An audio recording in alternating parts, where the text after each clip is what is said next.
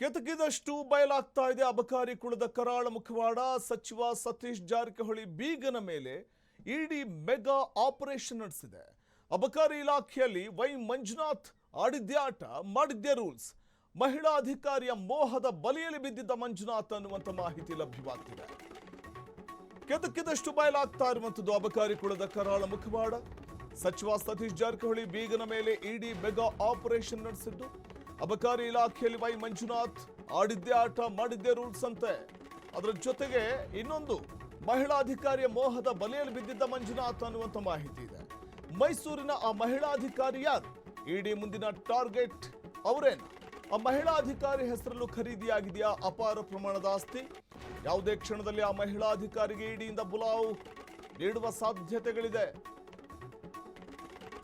ಅಬಕಾರಿ ಕುಳದ ಕರಾಳ ಮುಖವಾಡ ಬಯಲಾಗಿದ್ದು, ಸಚಿವ ಸತೀಶ್ ಜಾರಕಿಹೊಳಿ ಬೀಗನ ಮೇಲೆ ಇಡಿ ಮೆಗಾ ಆಪರೇಷನ್ ನಡೆಸಿದೆ.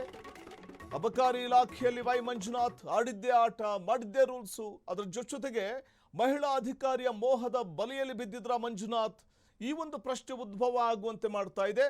ಮೈಸೂರಿನ ಆ ಮಹಿಳಾ ಅಧಿಕಾರಿ ಯಾರು? ಇಡಿ ಮುಂದಿನ ಟಾರ್ಗೆಟ್ ಅವರೇನ? ಆ ಮಹಿಳಾ ಅಧಿಕಾರಿ ಹೆಸರಲ್ಲೂ ಕೂಡ ಖರೀದಿ ಆಗ್ತಾ ಇದೆಯಾ ಅಪಾರ ಪ್ರಮಾಣದ ಆಸ್ತಿ? ಬೇನಾಮಿ ಹೆಸರಲ್ಲೇ ಬರೋವರೆ 150 ಬಾರ್ಗಳಂತೆ. ಅಬಕಾರಿ ಇಲಾಖೆ ಅಧಿಕಾರಿ ಅತಿ ದೊಡ್ಡ ಲಿಕ್ಕರ್ ಮಾಫಿಯಾ ಕಿಂಗ್ ಪಿನ್ ಅನ್ನುವಂತಹ ಮಾಹಿತಿ ಇದೆ.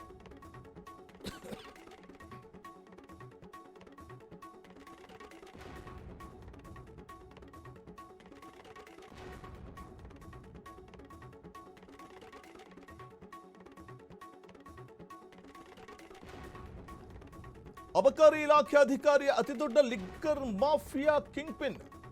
ಕರ್ತವ್ಯ ಮಾತ್ರ ಬೆಳಗಾವಿಯಲ್ಲಿ, ಆದರೆ ಬೆಂಗಳೂರು ಮೈಸೂರಿನಲ್ಲೇ ಹೆಚ್ಚು ವಾಸ. ಸರ್ಕಾರಿ ಸಂಬಳದ ಹಿಂದಿದ್ದದ್ದು ಕೋಟಿ ಕೋಟಿ ವ್ಯವಹಾರದ ರಹಸ್ಯ ಬಂಡವಾಳ. ಜಾರಕಿಹೊಳಿ ಸಹೋದರಿ ಪತಿ ಮಂಜುನಾಥ್ 150 ಬಾರ್ಗಳು. ಇನ್ನು ಬೇನಾಮಿ ಹೆಸರಲ್ಲಿ ಬರೋವರೆ 150 ಬಾರ್ಗಳ ಒಡೆಯನಂತೆ ಈ ಭೂಪ. ಅಬಕಾರಿ ಇಲಾಖೆ ಅಧಿಕಾರಿಯ ಅತಿ ದೊಡ್ಡ ಲಿಕ್ಕರ್ ಮಾಫಿಯಾ ಕಿಂಗ್ ಪಿನ್ ಆಗಿದ್ದಾರೆ. ಕರ್ತವ್ಯ ಮಾತ್ರ ಬೆಳಗಾವಿಲಿ, ಆದರೆ ಬೆಂಗಳೂರು ಮೈಸೂರಲ್ಲೇ ಹೆಚ್ಚು ವಾಸ ಅವರದ್ದು. ಸರ್ಕಾರಿ ಸಂಬಳದ ಹಿಂದಿದ್ದದ್ದು ಕೋಟಿ ಕೋಟಿ ವ್ಯವಹಾರದ ರಹಸ್ಯ ಬಂಡವಾಳ ಇದೀಗ ಬಯಲಾಗ್ತಾ ಇದೆ ಇಡೀ ದಾಳಿಯಿಂದ. ಅದರ ಜೊತೆಗೆ ಬಾಲಿವುಡ್ ಸ್ಯಾಂಡಲ್ವುಡ್ಗೆ ನಡುಕ, ನಟ ನಟಿಯರಿಗೆ ಢವಢವ ಶುರುವಾಗುವಂತೆ ಮಾಡ್ತಾ ಇದೆ. ಚಿತ್ರ ನಿರ್ಮಾಪಕರು, ನಟ ನಟಿಯರಿಗೂ ತಟ್ಟಲಿದೆಯಾ ಇಡಿ ದಾಳಿಯ ಬಿಸಿ? ನಡುತ್ತಾ ಇದ್ದಾರೆ ಬಾಲಿವುಡ್ ಮತ್ತು ಸ್ಯಾಂಡಲ್ವುಡ್ನ ಟಾಪ್ ನಿರ್ಮಾಪಕರು. ಸಿನಿಮಾ ಫೈನಾನ್ಷಿಯರ್ ಅವತಾರ ಎತ್ತಿದಾರ ಈ ಎಕ್ಸೈಸ್ ಆಫೀಸರ್. ಮಂಜುನಾಥ್ ಬೆಳ್ಳಿ ತೆರೆಗೆ ಸುರಿದಿದ್ದ ಆ ಕೋಟಿ ಕೋಟಿ ಕಪ್ಪು ಹಣ ಯಾರದ್ದು? ಯಾವ್ಯಾವ ನಟ ನಟಿಯರ ಜೊತೆ ಇತ್ತು ಈ ಕುಳದ ಪಾರ್ಟಿ ಡೀಲಿಂಗ್? ಕೆದಕಿದಷ್ಟು ಬಯಲಾಗ್ತಾ ಇದೆ. ಬಾಲಿವುಡ್ ಸ್ಯಾಂಡಲ್ವುಡ್ಗೆ ನಡುಕ, ನಟ ನಟಿಯರಿಗೂ ಕೂಡ ಶುರುವಾಗಿದೆ ಢವಢವ. ಚಿತ್ರ ನಿರ್ಮಾಪಕರು, ನಟ ನಟಿಯರಿಗೂ ತಟ್ಟಲಿದೆಯಾ ಇಡೀ ದಾಳಿಯ ಬಿಸಿ? ಯಾಕೆಂದ್ರೆ ಮಂಜುನಾಥ್ ಅವರ ಹಿಂದೆ ಇರುವಂಥ ಒಂದಷ್ಟು ಅಸಲಿಯತ್ತೇನು, ಸಿನಿಮಾಗೂ ಕೂಡ ಆತ ಹಣ ಹೂಡಿದ್ನ ಅನ್ನುವಂಥ ಒಂದಷ್ಟು ಪ್ರಶ್ನೆಗಳು ಉದ್ಭವ ಆಗ್ತಾ ಇದ್ದು, ಅದಕ್ಕೆ ಸಂಬಂಧಪಟ್ಟಂತೆಯೂ ಕೂಡ ಇಡಿ ಅಧಿಕಾರಿಗಳು ಮಾಹಿತಿ ಕಲೆ ಹಾಕುವಂತ ನಿಟ್ಟಿನಲ್ಲಿ ಮುಂದಾಗಿದ್ದಾರೆ. ವೈ ಮಂಜುನಾಥ್ ಹವಾಲಾ ಜಾಲ, ಕಡಲಾಚೆಗೂ ಕೂಡ ಕನೆಕ್ಷನ್ ಹೊಂದಿರುವ ಸಾಧ್ಯತೆಗಳಿದೆ. ವಿದೇಶಿ ಅಕೌಂಟ್ಗಳಿಗೆ ಹರಿದ ಹಣ ಬೆನ್ನತ್ತಿದ ಇಡಿಗೆ ಬ್ರಹ್ಮಾಸ್ತ್ರ ಸಿಗಬಹುದಾ? ದುಬೈ, ಸಿಂಗಾಪುರಕ್ಕೂ ಹಬ್ಬಿತ್ತ ಮಂಜುನಾಥ್ ಹವಾಲಾ ನೆಟ್ವರ್ಕ್. ಆಪ್ತ ಸ್ನೇಹಿತರ ಮೂಲಕ ದೇಶದ ಹಣ ವಿದೇಶಕ್ಕೆ ಶಿಫ್ಟ್ ಮಾಡಿದ್ಯಾಕೆ? ಮಗದಷ್ಟು ಹೊರಬರ್ತಾ ಇದೆ ಇಂಟರ್ನ್ಯಾಷನಲ್ ಲೆವೆಲ್ನ ಅಕ್ರಮದ ಕಹಾನಿ. ಸರ್ಕಾರಿ ಸಂಬಳದ ಹಿಂದಿದ್ದದ್ದು ಕೋಟಿ ಕೋಟಿ ವ್ಯವಹಾರದ ರಹಸ್ಯ ಬಂಡವಾಳ. ವಿದೇಶಿ ಅಕೌಂಟ್ಗಳಿಗೂ ಕೂಡ ಹಣ ಹರಿದು ಹೋಗಿರುವ ಸಾಧ್ಯತೆ ಇದೆ. ಸೊ ಹಾಗಾಗಿ ಮಂಜುನಾಥ್ ಕಮ್ಮಿ ಆಸಾಮಿ ಅಂತೂ ಅಲ್ಲ, ಸತೀಶ್ ಜಾರಕಿಹೊಳಿ ಭಾವ. ಆದರೆ ಆತ ಕೋಟಿ ಕುಳ, ಅದರ ಜೊತೆಗೆ ಮಹಿಳಾ ಅಧಿಕಾರಿಯ ಬಲೆಗೆ ಬಿದ್ದಿದ್ದ ಮಂಜುನಾಥ್. ಇಂಥ ಪ್ರಶ್ನೆಗಳು ಕೂಡ ಉದ್ಭವ ಆಗ್ತಾ ಇರುವಂಥದ್ದು. ಮಂಜುನಾಥ್ 150 ಬಾರ್ಗಳ ಲಿಕ್ಕರ್ ಕಿಂಗ್ ಕೂಡ ಅನ್ನುವಂಥ ಒಂದು ಮಾಹಿತಿ ಇದೆ.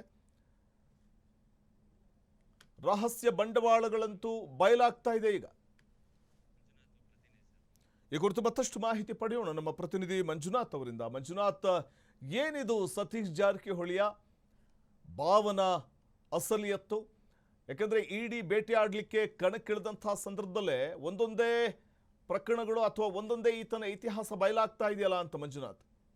ಎಸ್ ವಸಂತ, ಯಾವಾಗ್ಲೂ ನಾವು ಗಮನಿಸಬೇಕಾದ ಅಂಶ ಏನಂತಂದ್ರೆ ಇಡೀ ಒಂದು ದಾಳಿ ನಡೆಸ್ತಿದೆ ಅಂತಂದ್ರೆ ಅದಕ್ಕೆ ಹೋಮ್ ವರ್ಕ್ ಗ್ರೌಂಡ್ ವರ್ಕ್ ಕೂಡ ಮಾಡಿರುತ್ತೆ. ಆ ಒಂದು ಗ್ರೌಂಡ್ ವರ್ಕ್ ಹೋಮ್ ವರ್ಕ್ ಆಧರಿಸಿ ಆ ಒಂದು ದಾಳಿಗಳನ್ನು ಇಡಿ ಇಲಾಖೆ ಈ ಹಿಂದಿನಿಂದಲೂ ಮಾಡಿಕೊಂಡು ಬಂದಿದೆ. ಆದ್ರೆ ಇವತ್ತು ಒಂದು ಜಾರಕಿಹೊಳಿಯರ ಸಂಬಂಧಿ ಮತ್ತು ಏನು ಸಹೋದರಿಯರ ಪತ್ನಿ ಏನು ಇದ್ದಾನೆ, ಮಂಜುನಾಥ್ ಅಬಕಾರಿ ಇಲಾಖೆಯ ಆಫೀಸರ್ ಕೂಡ ಆಗಿದ್ದ. ಆ ಒಂದು ಮಂಜುನಾಥನ ನಿವಾಸ ಮತ್ತು ಕಚೇರಿಗಳ ಮೇಲೆ ಇವತ್ತು ಇಡಿ ಅಧಿಕಾರಿಗಳು ದಾಳಿ ಮಾಡುವುದರ ಮೂಲಕ ಮಂಜುನಾಥನ್ಗೆ ಬಿಗ್ ಶಾಕ್ ಕೂಡ ಒಂದು ನೀಡಿರುವಂತದ್ದು. ಯಾಕಂತಂದ್ರೆ ಪ್ರಮುಖವಾಗಿ ಮಂಜುನಾಥನ ಮೇಲೆ ಸಾಕಷ್ಟು ಗಂಭೀರವಾದ ಅತ್ಯಂತ ಗಂಭೀರ ಆರೋಪಗಳು ಕೂಡ ಈಗಾಗಲೇ ಕೇಳಿ ಬಂದಿದ್ದವು. ಯಾಕೆ ಆದಾಯಕ್ಕಿಂತ ಹೆಚ್ಚಾಗಿ ಒಂದು ಆಸ್ತಿ ಗಳಿಕೆ ಒಂದು ಆರೋಪ ಪ್ರಮುಖವಾಗಿ ಇಲ್ಲಿ ಕೇಳಿ ಬಂದಿದ್ದು. ಈ ಹಿನ್ನೆಲೆಯಲ್ಲಿ ಇಡಿ ಅಧಿಕಾರಿಗಳು ಇಂದು ಬೆಳಗ್ಗೆ ಒಂದು ಲಗ್ಗೆ ಇಟ್ಟು ದಾಳಿ ಕೂಡ ನಡೆಸುವ ಮೂಲಕ ಮಂಜುನಾಥನ್ಗೆ ಶಾಕ್ ನೀಡಿದ್ದು. ಆದ್ರೆ ಇಲ್ಲಿ ಪ್ರಮುಖ ಆರೋಪ ಕೇಳಿ ಬರ್ತಾ ಇರೋದೇನೆಂದ್ರೆ, ಅಬಕಾರಿ ಇಲಾಖೆಯ ಆಫೀಸರ್ ಆಗಿದ್ದುಕೊಂಡು ಬೇರೆ ಬೇರೆಯವರ ಹೆಸರಿನಲ್ಲಿ ತನ್ನ ಒಡೆತನದ ಒಂದು ಬಾರ್ಗಳು ಮತ್ತು ಇನ್ನೊಂದಿಷ್ಟು ವ್ಯವಹಾರಗಳನ್ನು ಕೂಡ ಆರಂಭಿಸಿದ್ದ ಎಂಬ ಮಾತುಗಳು ಕೂಡ ಈಗ ಗಂಭೀರ ಆರೋಪಗಳು ಕೇಳಿ ಬಂದಿದ್ದವು. ಅದರ ಜೊತೆಗೆ ಮಂಜುನಾಥನ ಹಿಂದೆ ಕೆದಕ್ತಾ ಹೋದಂತ ಇಡಿ ಅಧಿಕಾರಿಗಳು ಈಗ ಒಂದೊಂದಾಗಿ ದಾಖಲೆಗಳನ್ನು ಮತ್ತು ಹಣದ ವ್ಯವಹಾರಗಳನ್ನು ಮತ್ತು ವಿದೇಶಿಗೆ ಏನು ಕರೆನ್ಸಿಗಳು ರಫ್ತಾಗಿದ್ದಾವೆ ಸ್ನೇಹಿತರ ಮೂಲಕ ಎಂಬ ಆರೋಪ ಏನಿದೆ, ಆ ಆರೋಪದ ಕುರಿತಂತೆ ಕೂಡ ಮಾಹಿತಿ ಕೂಡ ಈಗಾಗಲೇ ಸಂಗ್ರಹ ಮಾಡ್ತಾ ಇದ್ದಾರೆ. ಇದು ಇನ್ನೊಂದು ಭಾಗವಾದ್ರೆ, ಮತ್ತೊಂದು ಭಾಗವಾಗಿ ನೋಡೋದಾದ್ರೆ, ಈ ಏನು ನಮ್ಮ ಕನ್ನಡ ಇಂಡಸ್ಟ್ರಿ ಆಗ್ಲಿ ಮತ್ತು ಹಿಂದಿ ಚಲನಚಿತ್ರ ಇಂಡಸ್ಟ್ರಿಯಲ್ಲಿ ಆಗ್ಲಿ ನಿರ್ಮಾಪಕರಿಗೆ ಹಣದ ಹೊಳೆಯನ್ನು ಕೂಡ ಹರಿಸಿದ್ರು. ಅಂದ್ರೆ ಬ್ಲಾಕ್ ಮನಿ ವೈಟ್ ಮಾಡೋದಕ್ಕ ಉದ್ದೇಶದಿಂದ ನಿರ್ಮಾಪಕರಿಗೆ ಆ ಹಣವನ್ನು ಹೂಡಿಕೆ ಮಾಡ್ತಾ ಇದ್ರು ಎಂಬ ಕೂಡ ಆರೋಪ ಅಂಶವು ಕೂಡ ಈಗ ಬೆಳಕಿಗೆ ಬರ್ತಾ ಇದೆ.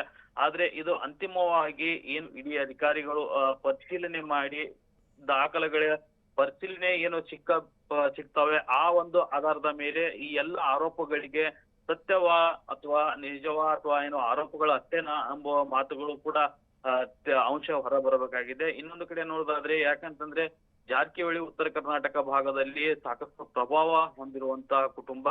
ಈ ಒಂದು ಸಂಬಂಧಿಯಾಗಿರುವಂತ ಮಂಜುನಾಥ್ ಇನ್ನೆಷ್ಟು ಏನು ಅಕ್ರಮ ಮಾಡಿದ್ದಾರೆ, ಯಾಕೆ ಅಂತಂದ್ರೆ ಒಬ್ಬ ಅಬಕಾರಿ ಇಲಾಖೆ ಅಧಿಕಾರಿಯಾಗಿ ಇಷ್ಟೆಲ್ಲ ಒಂದು ಆರೋಪಗಳು ಕೇಳಿ ಬರ್ತಾ ಇದ್ದೇವೆ. ಜೊತೆಗೆ ಸಿನಿಮಾ ಇಂಡಸ್ಟ್ರಿ ನಂಟು, ಇನ್ನೊಂದು ವಿದೇಶಕ್ಕೆ ಹಣವನ್ನು ಸಾಗಾಟ ಮಾಡಿರುವ ನಂಟು, ಇನ್ನೊಂದು ಜೊತೆಗೆ ಅಬಕಾರಿ ಇಲಾಖೆಯಲ್ಲಿ ಇದ್ದುಕೊಂಡು 150ಕ್ಕೂ ಹೆಚ್ಚು ಬಾರ್ಗಳಲ್ಲಿ ಇನ್ವೆಸ್ಟ್ಮೆಂಟ್ ಇದೆ ಅಥವಾ ಮಾಲೀಕತ್ವ ಇದೆ ಎಂಬ ಆರೋಪ. ಈ ಎಲ್ಲ ಆರೋಪಗಳನ್ನು ಸುತ್ತ ಈಗ ಇಡಿ ಅಧಿಕಾರಿಗಳು ತಲಾಶ್ ಕೂಡ ನಡೆಸ್ತಾ ಇರುವಂತದ್ದು ವಸಂತ. ಮತ್ತೊಂದು ಕಡೆ ಬೆಳ್ಳಿ ತರಿಗೂ ಕೂಡ ಹಣವನ್ನ ಹೂಡಿರುವಂಥದ್ದು. ಹಾಗಾದ್ರೆ ಆ ಕಪ್ಪು ಹಣ ಯಾರದ್ದು, ಈ ಒಂದು ಪ್ರಶ್ನೆ ಕೂಡ ಕಾಡುತ್ತೆ. ಅದ್ರ ಜೊತೆಗೇನೆ ಮತ್ತೊಂದು ವಿಷಯ ಅಂತಂದ್ರೆ, ಮಹಿಳಾ ಅಧಿಕಾರಿಯ ಮೋಹದ ಬಲೆಯಲ್ಲಿ ಮಂಜುನಾಥ್ ಬಿದ್ದಿದ್ರ ಅಂತ. ಬಹುಶಃ ಆಕೆ ಹೆಸರಲ್ಲೂ ಕೂಡ ಒಂದಷ್ಟು ಆಸ್ತಿಯನ್ನು ಮಾಡಿರುವಂತ ಸಾಧ್ಯತೆ ಇದೆ ಅನ್ನುವಂಥ ಮಾಹಿತಿ ಇದೆ. ಈ ಬಗ್ಗೆ ಏನಾದರೂ ಅಪ್ಡೇಟ್ಸ್ ಇದೆಯಾ? ಎಸ್ ವಸಂತ, ಈ ಒಂದು ಮಾಹಿತಿ ಕೂಡ ಈಗ ಆರೋಪಗಳು ಕೂಡ ಸಾಕಷ್ಟು ಕೇಳಿ ಬರ್ತಾ ಇರುವಂತ. ಯಾಕಂತಂದ್ರೆ ಹಣ ಇದ್ದ ಸಂದರ್ಭದಲ್ಲಿ ಒಂದಿಲ್ಲ ಒಂದು ನಂಟನ್ನು ಹೊಂದಿರ್ತಾನೆ, ಅದು ಮಹಿಳೆಯರ ನಂಟ. ಆ ಒಂದು ಮಹಿಳೆಯರ ಮೂಲಕ ಕೂಡ ಇನ್ವೆಸ್ಟ್ಮೆಂಟ್ ಈಗ ಹೊರಗಡೆಗೆ ಮಾಡಿದ್ದಾರೆ ಎಂಬ ಆರೋಪ ಕೂಡ ಈಗಾಗಲೇ ಕೇಳಿ ಬರ್ತಾ ಇರುವಂತದ್ದು. ಮೈಸೂರು ಮೂಲದ ಮಹಿಳಾ ಅಧಿಕಾರಿ ಯಾರು, ಆ ಮಹಿಳೆಯ ಜೊತೆಗೆ ನಂಟು ಏನು ಮತ್ತು ವ್ಯವಹಾರ ಏನು, ಅವರ ಮೂಲಕ ಎಲ್ಲೆಲ್ಲಿ ಇನ್ವೆಸ್ಟ್ಮೆಂಟ್ ಮಾಡಿದ್ದಾರೆ ಎಂಬ ಮಾತುಗಳು ಈಗ ಇಡಿ ಅಧಿಕಾರಿಗಳ ದಾಖಲೆ ಏನು ಲಭ್ಯವಾಗ್ತವೆ ಅದರ ಮೇಲೆ ಆಧರಿಸಿ ಇಡಿ ಅಧಿಕಾರಿಗಳು ಮುಂದಿನ ತನಿಖೆ ಕೂಡ ಮಾಡ್ತಾ ಇರುವಂತದ್ದು. ಯಾಕಂತಂದ್ರೆ ಇಡಿ ಅಧಿಕಾರಿಗಳು ಈಗಾಗಲೇ ದಾಳಿ ಕೂಡ ಆರಂಭಿಸಿರುವಂತದ್ದು. ದಾಳಿಯ ಮೊದಲ ಭಾಗವಾಗಿ ಮಂಜುನಾಥನ ಕಚೇರಿ ನಿವಾಸದ ಮೇಲೆ ತಲಾಶ್ ಕೂಡ ನಡೆಸ್ತಾ ಇದ್ದಾರೆ. ಅಲ್ಲಿ ಸಿಕ್ಕಂತ ದಾಖಲೆ ಮತ್ತು ಪುರಾವೆಗಳನ್ನು ಆಧರಿಸಿ ಮುಂದಿನ ದಿನಗಳಲ್ಲಿ ತನಿಖೆಯು ಕೂಡ ಆ ಮಹಿಳಾ ಮೈಸೂರಿನ ಮೂಲದ ಅಧಿಕಾರಿಗೂ ಕೂಡ ಸಮನ್ಸ್ ನೀಡುವ ಸಾಧ್ಯತೆ ಇದೆ. ಜೊತೆಗೆ ಏನು ಫಿಲ್ಮ್ ಇಂಡಸ್ಟ್ರಿಗೆ ನಿರ್ಮಾಪಕರ ಮೂಲಕ ಏನು ಹಣ ಹೂಡಿಕೆ ಮಾಡಿದ್ದಾರೆ ಅವರಿಗೂ ಕೂಡ ಈಗಾಗಲೇ ಡವಡವ ಒಂದು ಶುರುವಾಗಿರುವಂತದ್ದು. ಯಾಕಂತಂದ್ರೆ ಇಡಿ ಅಧಿಕಾರಿಗಳು ಮಂಜುನಾಥನ ನಿವಾಸ ಮತ್ತು ಕಚೇರಿಗಳ ಮೇಲೆ ದಾಳಿಯ ಸಂದರ್ಭದಲ್ಲಿ ಏನಾದ್ರು ದಾಖಲೆಗಳು ಲಭ್ಯವಾದಲ್ಲಿ ಸಾಮಾನ್ಯವಾಗಿ ಸಹಜವಾಗಿ ಇಡಿ ಅಧಿಕಾರಿಗಳು ಅವರಿಗೆ ಸಮನ್ಸ್ ನೀಡಿ ಅದರ ಕುರಿತಂತೆ ದಾಖಲಾತಿಗಳನ್ನು ಪರಿಶೀಲನೆ ಕೂಡ ಮಾಡಲು ಮುಂದಾಗ್ತಾರೆ. ಈ ಒಂದು ಹಿನ್ನೆಲೆಯಲ್ಲಿ ಈಗ ಮಂಜುನಾಥನ ಕೂಟ ಏನು ವ್ಯವಹಾರ ಮತ್ತು ಭಾಗಿಯಾಗಿದ್ರು ಕೆಲವೊಂದು ವ್ಯವಹಾರ ಸಂದರ್ಭದಲ್ಲಿ ಆಗ್ಲಿ, ಹಣದ ವ್ಯವಹಾರ ಮತ್ತು ವಿದೇಶಕ್ಕೆ ಹಣವನ್ನು ರಫ್ತು ಮಾಡುವ ಹವಾಲಾ ಹಣದ ಆರೋಪಗಳು ಏನು ಇದಾವೆ, ಆ ಹಣದ ಸಾಥ್ ನೀಡಿದವರಿಗೂ ಎಲ್ಲರಿಗೂ ಈಗ ಚಳಿಜರ ಒಂದು ಆರಂಭವಾಗಿರುವಂತದ್ದು ವಸಂತ. ಓಕೆ, ಧನ್ಯವಾದ ಮಂಜುನಾಥ್ ತಮ್ಮ ಮಾಹಿತಿಗಾಗಿ.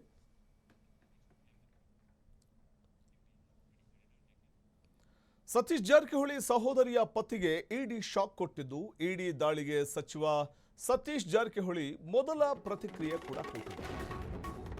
ಸತೀಶ್ ಜಾರಕಿಹೊಳಿ ಸಹೋದರಿಯ ಪತಿಗೆ ಜಾರಿ ನಿರ್ದೇಶನಾಲಯ ಶಾಕ್ ಕೊಟ್ಟಿದೆ. ಇಡಿ ದಾಳಿ ನಡೆಸಿದೆ ಅವರ ನಿವಾಸದ ಮೇಲೆ, ಸಹೋದರಿಯ ನಿವಾಸದ ಮೇಲೆ. ಹಾಗಾಗಿ ಇದೇ ಸಂದರ್ಭದಲ್ಲಿ ಸತೀಶ್ ಜಾರಕಿಹೊಳಿ ಕೂಡ ರಿಯಾಕ್ಟ್ ಮಾಡಿದ್ದಾರೆ. ಹಾರುಗೇರಿ ಪಟ್ಟಣದಲ್ಲಿ ಅವರು ಪ್ರತಿಕ್ರಿಯೆ ಕೊಟ್ಟಿದ್ದಾರೆ.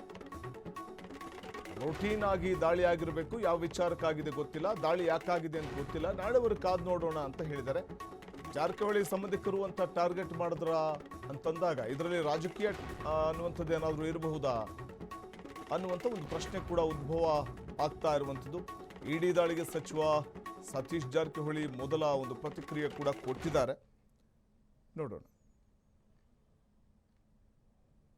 ಬಗ್ಗೆ ಹೇಳೋಣ, ಮಾಹಿತಿ ಸಿಕ್ಕಾಗ ಹೇಳ್ತೀವಿ. ಅದೇನಾದ್ರೆ ರೂಟೀನಾಗ ಆಗಿರ್ಬೋದು, ಅದರಲ್ಲಿ ಏನು ಹೇಳ್ಬೇಕು, ನಾವೇನು ಹೇಳ್ಬೇಕು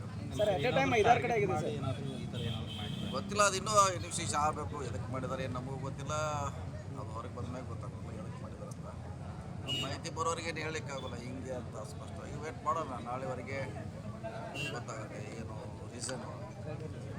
ಆವಾಗ ಅದಕ್ಕೆ ಏನಾದ್ರು ಹೇಳಲಿಕ್ಕೆ ಅನುಕೂಲ ಆಗುತ್ತೆ. ಅಂದರೆ ಮತ್ತೊಂದು ಕಡೆ ಅಂತಂದ್ರೆ ಜಾರಕಿಹೊಳಿ ಕುಟುಂಬದ ಈ ಕಡೆ ನಿಮ್ಮ ಬಾಮೈದ ಬೇರೆ ಸರ್ ಅವರು ಇರ್ಬೋದು. ಅದು ನೋಡೋಣ, ಮಾಹಿತಿ ಬರದೆ ಏನು ಹೇಳಲಿಕ್ಕಾಗಲ್ಲ. ಯಾವ ರೀಸನ್ಗೆ ಅವರು ರೇಡ್ ಮಾಡಿದ್ದಾರೆ, ಅವ್ರು ಏನು ಕೇಳಿದ್ದಾರೆ ದಾಖಲೆ, ಏನು ಅವ್ರು ಕೊಡಬೇಕು.